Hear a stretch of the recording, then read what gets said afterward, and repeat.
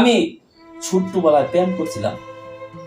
প্রেম করার পরে ভাইয়া আমি আমার প্রেমিকাকে চেক দেওয়ার জন্য আমি একটা হালকা একটা জঙ্গলের সাইডে দাঁড়াইছিলাম।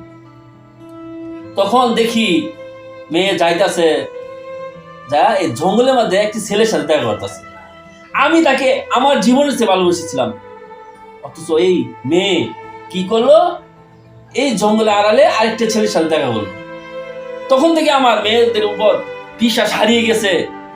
টাকাকে যেমন বিশ্বাস করা যায় না, যার পরে যায় তার কথাই ক, আর মেয়েদেরকেও বিশ্বাস করা যায় না, যার কাছে যায় তার কথাই বলে।